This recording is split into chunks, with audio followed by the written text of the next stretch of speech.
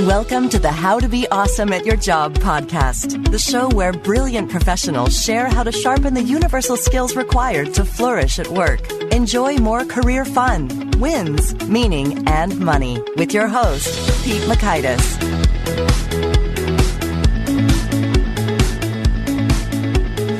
Hello, and thanks so much for joining us here for episode 214 with Molly Beck. Boy, if you have any sorts of fears or poor associations to the word networking, Molly makes it so fun, easy, approachable, benchmarked. It's a great conversation. I think this could be game-changing for you. So you're going to learn 1, 2 components required to become an influencer. 2, the 4 types of reach outs with benchmark response rates. And 3, how to make awesome subject lines that get more email responses. So if you'd like to check out the show notes or the transcript or the links to items that we referenced here, you can find that on over at awesomeatyourjob.com/ep214. Now, here is Molly's story. Molly is the founder of podcast creation site Messy Bun, the creator of the lifestyle blog Smart, Pretty, and Awkward, and a marketing expert who has provided digital strategies for numerous companies, including Forbes, Venmo, Rice University, and Hearst. Her work has been featured in the Boston Globe, Redbook, Parade, HuffPost, and more. She's represented by CAA. Here's Molly. Molly, thanks so much for joining us here on the How to Be Awesome at Your Job podcast. Thank you so much for having me, Pete. I'm very excited about this. Oh, I'm excited too. And so, one fun thing I learned about you is, as I was getting ready for this, is you were in fact an intern at Goldman Sachs during the 2008 hullabaloo. What was all that like? Oh man, Pete, that was a really crazy experience. Okay, so let me take you back to the junior year of college. I'm a finance major. This Goldman internship is like the thing to get. Everybody's talking about it. I get the on-campus interview. I'm like prepping like a maniac. It was right around the time that song Apple Bottom Jeans was really popular. In the boots with the fur. Yes, exactly. Yes, so whenever I'm hearing this song, I'm like taken back to this moment. I'm like reading the Wall Street Journal because I had heard this rumor that at the interview, they ask you, what is the headline of the journal today? Like, I'm just prepping like a maniac for this whole thing. I get the call that I got the internship. I moved to New York. I just feel like my dad is so proud. I'm feeling like my life is really coming together. Now I'm on a special sort of internship that was 6 months long. So it goes from like, I think it was July of my junior year up until December of my senior year. So I'm there over the summer. There's other interns. The other interns leave, go back to school. It's just really me and probably one other guy as the interns on our team. We're on the FIC team, so fixed income currency commodities. And like September of that year is where everything just starts like really sort of going down. The markets are sort of obliterated. And I felt like I was just such a fly on the wall to this experience where I'm working at Goldman, but I'm just an intern. So I know I'm going back to school, but yet everybody around me, like this is their life and they're worried about layoffs. And, it was just one of those things that I felt like I will never be in touch so close to history again. And 2 memories at that time would be, the first is that my parents were on this fishing trip, like off the coast of Alaska or something ridiculous. But every night, I guess, they would get some sort of cell service and call me, and I would give them the updates on like Lehman's gone under or like the markets are down this much. And it was like I feel like I was a little reporter to my parents. Mm-hmm. And then the other thing is that the Goldman building that I was working at is like the Lipstick building in New York. And right next to us was a bunch of other financial institutions. And I remember they were doing like sort of immediate layoffs in like September, October of that year. And I remember taking the subway home one night and I must have gotten on at the same time as other people. And they all had those like classic cardboard boxes with the plants in them. Bank and box. I was like, yes, yeah, exactly. And it was such a weird time. But yeah, it's like my little piece of history. So that was my Goldman thing. And long story short, I don't think finance was really the right place for me. And so while I was there, I started this blog because I was like, hey, I don't think finance is going to be the long-term goal for me. And then starting that blog really changed my whole life. So even though that Goldman internship was a highlight, it really sort of led to the blog, which ended up being a better thing long-term. Mm-hmm. As everything in life does, you think you hit the highest peak and then it's like, nope, something else. Yeah, that is wild. So thank you for sharing that. And you're right. It is uniquely interesting that you get to very low stakes, just sort of watch the world burn around you. I guess I'm just sort of curious, like, did that experience spark any just like sense of conviction for you and anything like you said, finance isn't for me, but was it like, I will never do this or make sure to always do that? I think that sort of intense experience can give rise to those sorts of internal vows or convictions. Did that surface any of that for you? You know, it really did, actually. What it made me feel like was that I never wanted to be dependent on a company as my only source of income. And it really made me start thinking about ways that I could always, even if I was working for someone else, have a way to earn income outside of that, because especially some of the people I were working with had worked in these financial institutions for a very long time. Their jobs were super specialized and all consuming. And Goldman did not have layoffs while I was there, not in any sort of big, meaningful way, but that was a big worry and concern. And I remember thinking, if 20 years from now, this is my only way that I earn money and I have kids and a family and I can only do this one very specific thing, and then the markets get rid of that, I'm really in trouble. So it always made me wanted to be a little bit of a hustler on the side, sort of the side hustle before side hustle was a term. Mm-hmm. Yeah, now it's the cool thing to say. Yeah, exactly. Like if you don't have a side hustle, you feel like you're not one of the cool kids.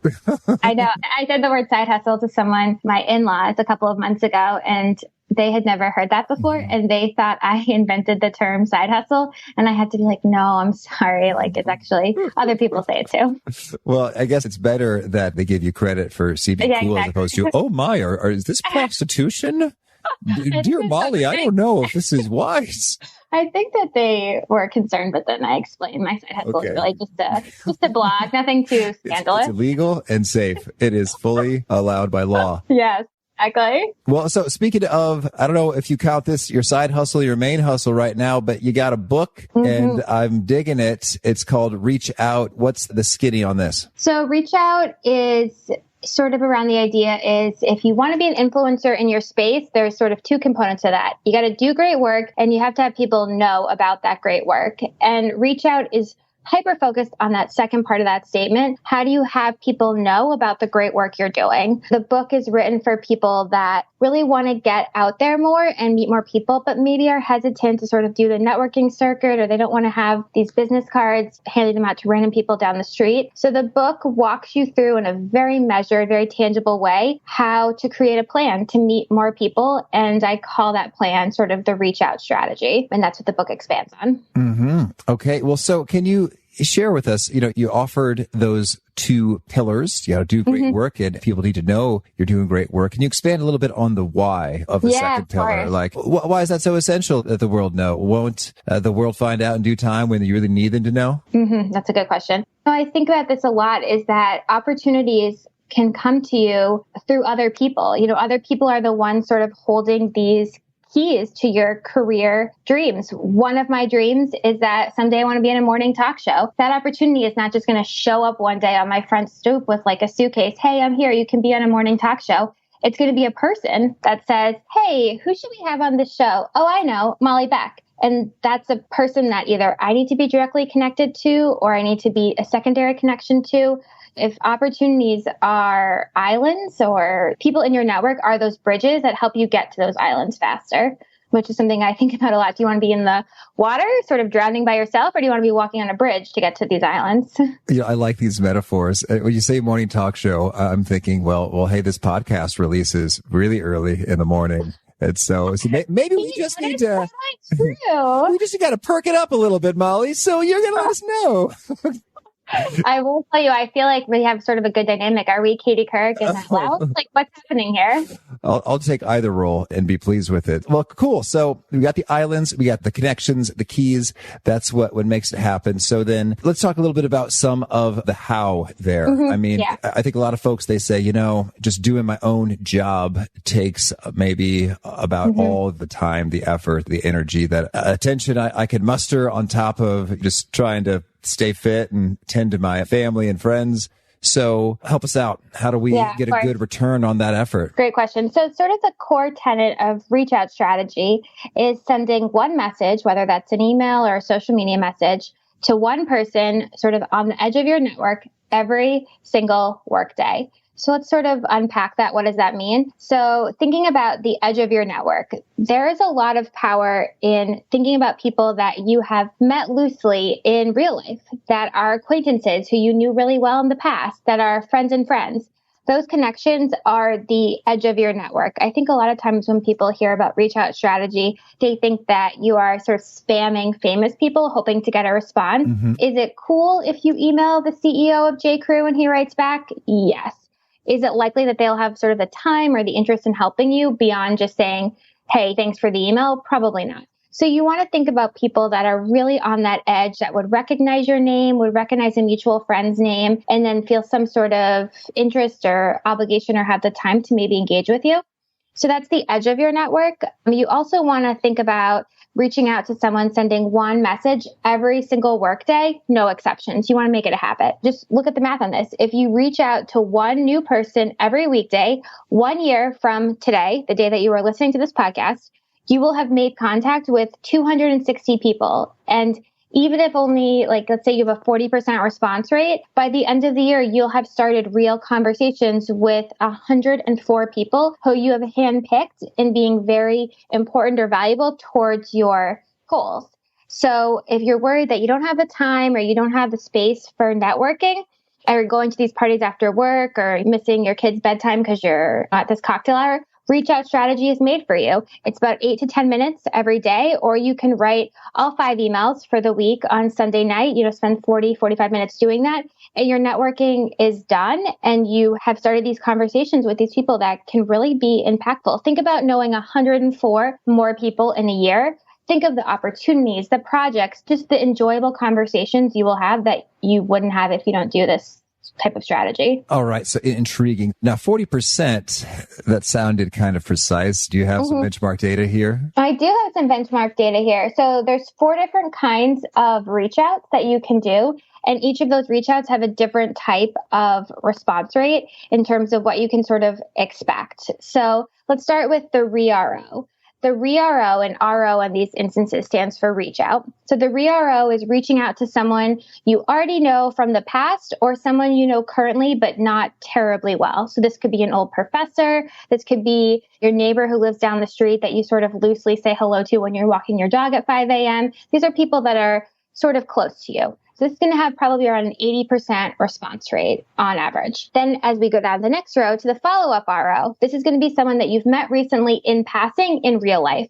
Classic example, you're at a conference, you exchange business cards, you have a 5-minute conversation. You're going to get a 60% response rate when you're talking to someone like this. They are probably going to recognize your name. You're going to call out the conference you met at or whatever event it was in the subject line, and you met recently enough that you're probably top of mind. Then you go down one more rung to the borrowed connection RO. This is a friend of a friend or someone that says, hey, you should really know this person. They're in a similar space. They're looking for this. You can help each other with this. This is going to get around, this is the one that really sort of varies actually on the strength of the connector and how interested the person that you're reaching out to is in sort of meeting you. So this can vary sort of widely from almost a 0 response. If my grandfather says, oh, hey, my CEO could want to meet you, at the company I work at, maybe the CEO has less of an interest, where if it's someone that is connecting you to someone on your level, or there's a little bit more of a strong connection there, you're going to have a higher response rate. And then the lowest one, like at the very edge, this is sort of left field of your network, not even in your network anymore, is the cool RO. This is like a classic cold email. There's going to be no direct connection, and that's going to be around the 20% response rate. And these numbers are sort of over time looking at sort of like I did a statistical analysis because I've been reaching out for 7 or 8 years now and thinking about how would I divide up mine. And then that's where these numbers are pulled from. Yeah. It's interesting. I had a chat with someone who similarly kept great stats on his reach out efforts to total strangers. Like, hey, we're both in a LinkedIn group, not much connection really. And a huge LinkedIn group, not one that has close intimacy and fostered community there. And sure enough, he took tremendous records and he was also seeing even better than 20% of response rate on total strangers. And I thought that was just striking. Okay, so that is so awesome. So that is someone that I would love to meet. So if you introduce me to this person via email, and if this person thinks highly of you, Pete, they're like, hey, I love Pete, I love his recommendations, they're more likely to respond because they know that you're vouching for him. So that borrowed connection RO has a higher likelihood of succeeding because hopefully they enjoy you and trust your recommendations. If they think less of you, less likely they're going to care about meeting someone you recommended. I did him wrong. Yeah, exactly. We met for coffee. I gave advice that stunk. You never.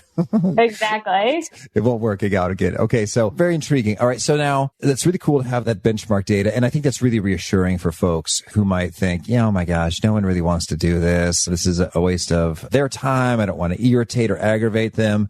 But these are pretty healthy rates. And so then I'm curious, what does a message sound like when you're reaching out? That's a good question. And I wanted to just elaborate on one thing. These are healthy rates, but they're not 100%. Right. Not every email, even someone super successful. I have people in this book that are CEOs.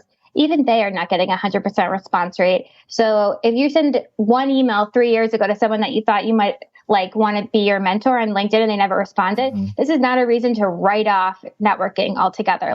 That is just a normal thing that sometimes people don't respond to your emails and you move on. So I wanted to get that out there. But what do you actually say in the message? Great question. So you're going to want to start with the classic, making your subject line awesome. If this is an email, your subject line needs to grab their attention. Ideally, it's going to be something that's not generic. So you're going to want to stay away from quick question or hello. And then the biggest one that you're going to want to stay away from, this is such a pet peeve of mine, when you use the word urgent in the subject line. Oh boy. This is not an urgent situation. You don't work with them closely. They're not directly related to your life. Using the word urgent just shows such a lack of respect for their time in their inbox. So you're going to make that subject line, call out your connection, call out where you met them. If you have something in common, oh, hey, we both went to Hamilton Wenham High, something that's sort of unique and will grab their eye. Then you're going to use a really simple greeting, use the most formal version of the person's name. So is that Dr. Beck? Is that something that is sort of formal? You're not going to say, hey, Maldolls, the first time you email me, maybe the 7th, but not the 1st. And then you're going to introduce yourself and give a really short bio.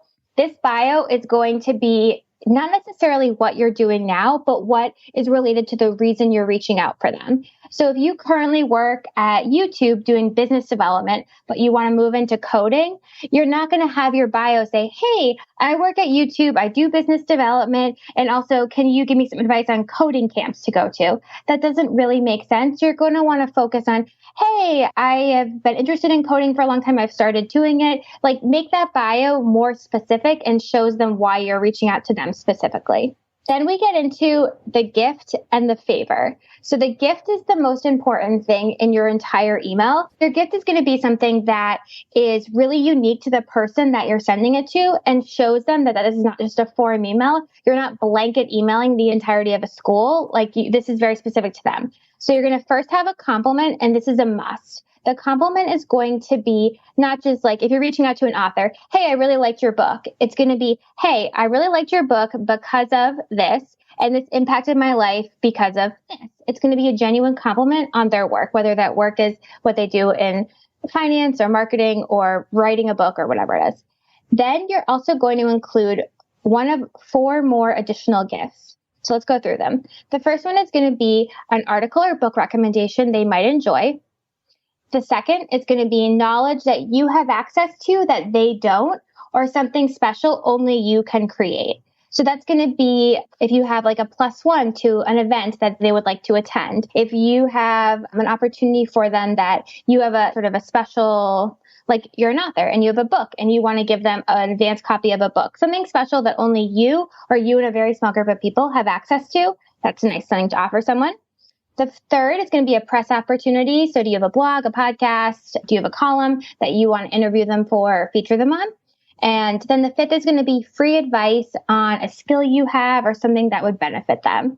So again, you're going to start with a compliment, a very unique compliment, and then one additional gift that is something special and shows them that they're important to you. The easiest one on those lists is going to be an article or book recommendation, but the other ones can also be similarly a way to open up sort of a line of communication. I'm a bit curious about the free advice. I think that sounds like potentially the riskiest one. Who are you and why do you think I care about your point of view just yet? So could you give us an example of some pieces of advice that are appropriate and appreciated at this stage of the relationship? Yeah, absolutely. So free advice would work well if you talk to them in real life and they mentioned, we're really trying to figure out how to crack AdWords, or, I'm really looking for a new job and I'm stressed about doing my resume. Or if you follow them online and they put out a tweet that says, hey, I'm looking for recommendations of restaurants in Cleveland, and you live in Cleveland and know restaurants. something that you assume from what they've told you would benefit them, that you can offer them. It's a little presumptuous if you are, let's say, I don't know, an expert in Facebook ads and you see that they run Facebook ads, but their Facebook ads are crappy. Being like, hey, I would love to give you advice on your Facebook ads. They sort of suck. That's not probably the right way to go about doing it. But, keeping it, being very transparent that the advice is for free and that you specialize in it and you're a little bit of an expert in the area and you would love to offer it for them is a way to do it without being super pushy. All right. Well, so I'm wondering then, so you got the gift that's established then. And so then we're moving into the request, the favor. Yeah, the favor. So every email you send does not actually have to have a request in it. Reach out email can just be a way to open up a line of communication with someone that you think down the road you might have a question for them, or that you just really want to compliment them and offer your help. However, if you do have a favor, you want to make sure that your question that you're asking them is something really specific to their expertise, is not something that you can Google, and is sort of a contained question. You should be able to ask the favor within a sentence. If you have multiple parts to it, or you have like way too many, moving parts to the question, it's not a good favor. Instead of saying, hey, how do I start a business? You're going to want to say, hey, what's one tip for building an audience online? Do you really kill it online? What would be your one main tip? Sort of keep it contained. Having a number is a way to keep it contained.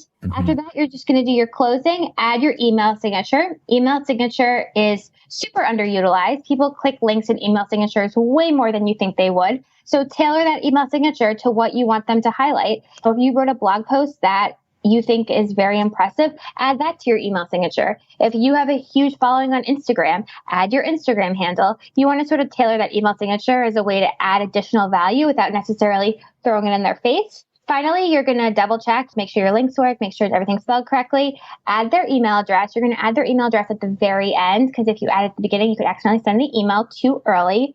And then I know everyone's done that. I've done that too. And then you're just going to press send and you're done. Okay, that's good. That's good. Now, I'm intrigued then. It sounds like these conversations, that 8 to 10 minutes is just the reaching out part. And so then the back and forth conversations, that could get really, really fun. What's tricky for me, as I imagine myself doing this, is like I would have so much fun talking to so many interesting people about so many interesting things. I think it might just sort of eat my calendar alive. So how do you recommend sort of balancing and managing your time and your inbox as this unfolds? Well, if you're only doing one a day, most people do not email you back that quickly, especially if your question is more evergreen, non-urgent. I think it's relatively likely that if you send 5, like you, Pete, send 5 in a week, I think maybe 3 of them would get a response that same day. You definitely have time in your calendar to have a little back and forth with them. And remember that it's not necessarily that you're asking a favor every single time. You could just be sending over a compliment. You read a great book. The book really impacted how you're running your business, and you want to tell the author that. That's not necessarily worthy of a huge back and forth. And if it is, I think you're going to be excited and going to want to create space for that in your calendar instead of thinking of it as a chore. This is someone that you have handpicked to be part of your network. These are not random people. This is someone that you've admired or you want to work with more, or that you just think is doing cool things. Okay, got it. And so I know you have some perspective in your book when it comes to the management of inbox. What are your thoughts there? So I interviewed a lot of people for the book on how they manage their inbox. I got so many different answers. I mean, some people were just very diligent. I interviewed one person that says that she tries to respond to every email she gets within 10 seconds. I know, 10 seconds. So almost treating it like a text message. I interviewed some people who said that they star emails, and anything that's not directly urgent, they wait till answer till Friday. Sort of the best practices that I sort of aggregating all these different conversations would be something that I do that works well for me also, is that sort of treating your inbox like a business and having it be hours that you're on top of emails and you're answering them very quickly. And then the rest of the time, unless something is truly on fire, waiting till the next day. So I always think of my inbox as sort of like the business hours that it's open. It's going to be 9 to 6 East Coast hours. So if an email comes in at 9 p.m. West Coast time or 9 p.m. East Coast time, I'm going to wait till the next day to respond to it. Similarly, if I'm answering emails on a Saturday afternoon or at 2 a.m. or at sort of a non-business hour, I always schedule them in Boomerang to go out on the sort of like the next business day at a normal hour. I feel like it's sort of rude to be emailing someone with something that's not urgent on a Saturday afternoon or a Sunday afternoon. Like, let people have their off time and give them sort of space to respond when it's a business hour. You don't need to be sending these crazy emails at 4 a.m. and waking someone up because you have like a tiny question that you want them to help you with. And that's an intriguing perspective there. And I guess you're right. Everyone has their own perspective and philosophy. What's your philosophy? Yeah, I'd be really interested. How do you manage your inbox? I imagine you get a ton of email. Well, I do. And I don't know if I've got the answer right now. What's intriguing is I feel obligations to some emails and not at all to others. And I guess that's normal for everybody. Like, I'd say every listener of the podcast, I feel beholden to and grateful for. So, hey, thank you, listeners. And so I do have it sort of as a standard to reply to all of those messages. Now, I'm behind at the moment that we're conversing, and I feel it, you know, in my conscience and my psyche. It's just there. But I know that I will be replying to them and that it will happen. But I think a lot of other times, I'd say with maybe it's publicists pitching, which has been happening more and more, which is a really cool problem to have, I suppose. Generally, I don't feel obligated to respond to an email from anybody I don't know, like in under 36 hours. So I guess it's intriguing how the standards we set for ourselves and what's appropriate, what's inappropriate. And some of it's sort of like absolutely necessary. Like, I think about lawyers and their law partners. It's like you need to give them what they want promptly. You can't say, I do emails between 9 a.m. and 10:30 a.m. and 4 p.m. and 5 p.m. And that is all, partner. Like, I don't think that's really going to fly there. But at other times, if you're doing a lot of, I think Cal Newport, you know, deep work in writing or coding and creating, it's like you will be at a disadvantage if you are frequently kind of interrupting your flow to hit the inbox. And so I'm still not perfectly resolved on the matter, but I'm generally all about replying to people who have important / urgent things to say in a prompt fashion. And it seems like I'm always just ever so slightly behind on the treadmill. I think all of us always feel like we're slightly behind on the treadmill. And, you know, something that you said that I wanted to touch on was that when publicists email you, you feel less of a sort of obligation to respond. I occasionally get the publicist emails too. And I would reckon that both you and I feel less of an obligation to respond because they're probably not super tailored to us. They're more of a form email. They don't say, hey, I really loved the podcast episode with XYZ. It really made me think about blah, blah, blah. I am guessing if you got a publicist email that was super tailored to you and what you speak and write and talk about, that you would respond faster than these form emails that probably go out to 27 million people. Oh, that's true. And it's so intriguing how one of it says, call for coverage. Pittsburgh Institute of Aeronautics marks completion of 1.3 million expansion of Youngstown campus. Well, nice job. Well, hey, I guess they got... Is that a real email that you got? It is. Wait, I got an email today about Pittsburgh too from a publicist. I am laughing so hard. I wonder if it's so funny. I guess she got her coverage because we're covering. Hey, Wednesday, September 20th at 10:30 a.m. is the ribbon cutting, everybody. Wait, this is hilarious. That is the email I got. And I remember thinking, I got it, I don't know, maybe 4 hours ago. I remember thinking, why would she be pitching me this? I don't live anywhere near Pittsburgh. That is hilarious. Oh, this is funny. Well, hey, coverage accomplished, I suppose. Although this will air later than September 20th, which is my birthday. Fun fact. Yeah. Is it really? Thank Happy you. birthday. It's a ribbon cutting for Pittsburgh Institute of Aeronautics, and it's my birthday, and it's sometime in the past for when this airs. Well, here's the thing. What I've learned is that they're using the Cision database, and then sometimes people really customize it, and then sometimes they don't. So yeah, that's the email game. Another point I'd love your input on is I think for different kind of people and professions, the importance of their network, I would say, varies. If you agree or disagree with that. I think for some people, their networking is absolutely life or death, money or impoverishment. And for other people, their network is sort of a healthy, sort of ongoing asset that they're just going to need to cultivate over the long term, just as you cultivate, say, your health or your financial well-being. Yeah, I agree with that. I think that there are some fields, media, marketing, writing, podcasting, and sort of some types of working arrangements, if you work for yourself, if you're a freelancer, that we sort of more frequently associate with building a network or reaching out, or that really matters.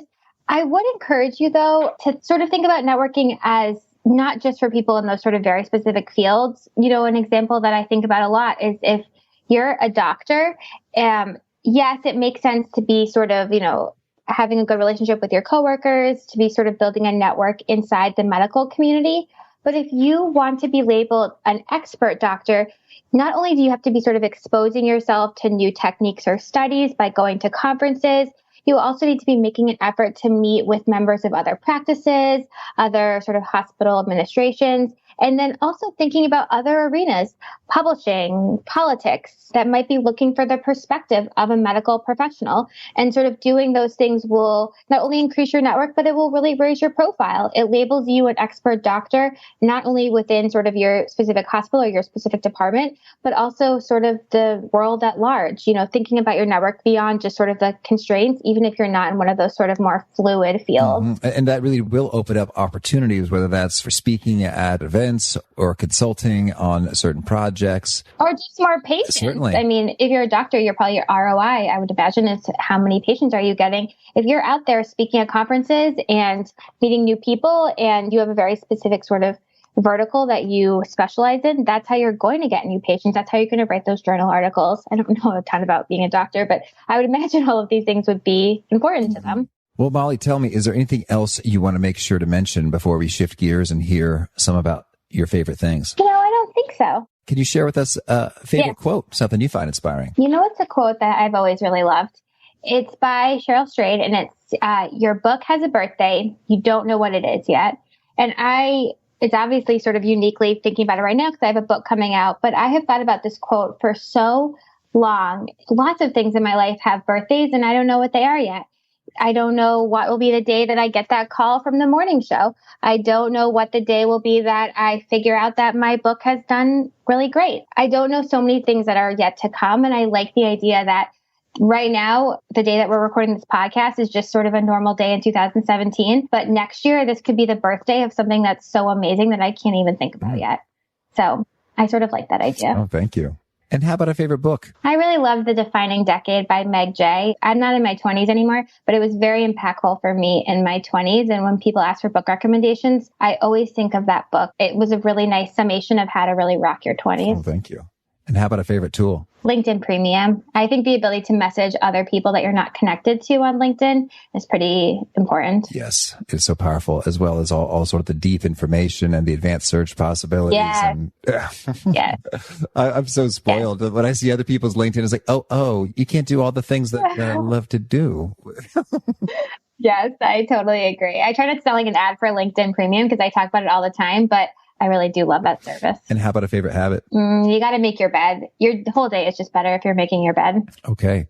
And is there a particular nugget you share that tends to really get retweeted, shared, connecting and resonating with folks? Well, I guess, the whole reason I have this book deal for Reach Out is that I wrote an article about how I put RO on my calendar every single day and how RO, which is short for Reach Out, sort of changed my life. So at this exact moment, I would say Reach Out is something that really has resonated with people. I would also say that something that someone told me once that I think about all the time is that you meet the same people on your way up as you do going down. So you don't want to be a jerk because you might think that your star is rising right now, but all stars have to come down. So don't be a jerk. That's true. Just for your own sake and just for the sake of those around you and just the happiness of humanity as a whole. It's just no good for anybody. Yeah, totally agree. And if folks want to learn more or get in touch, Molly, where would you point them? I'm Miss Molly Beck on all social platforms. That's MSMOLLY.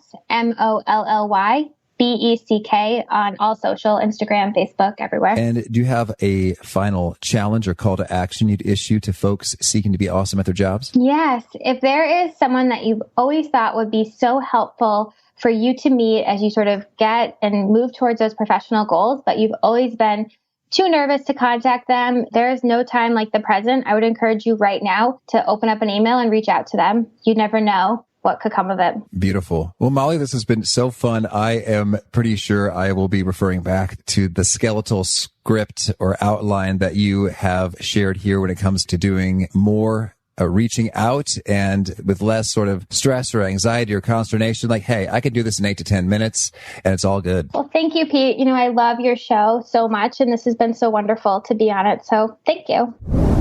I got such a kick out of the way Molly took the time to benchmark those response rates. And I would, I guess, because I love data. But even more so, I think it creates just a powerful sense of encouragement. If you've ever been a little bit thinking like, oh, I don't want to inconvenience anyone. I don't want to be a hassle. I don't want to bother them or interrupt them. Any number of excuses you're making internally for not engaging in some of those reach outs. I mean, the odds are pretty strong that even someone who you regard as just amazing or out of reach could quite possibly totally be willing to reply right back and engage in some discussion, even if you have zero previous connection or connecting relationship between you. I find that very inspiring and exciting and hopeful. So I hope you dug that and other tidbits from Molly. And again, if you want to check out the show notes or the transcript or the links to items that we referenced, that's on over at awesomeatyourjob.com/ep214. And I hope you'll push subscribe so you'll hear from folks like our next guest. It's Ann Bogle. We are talking about different personality types and systems for those personality types, what we dig, what we don't dig, what can be learned, what is too much to try to learn from such systems. So I hope to catch you there.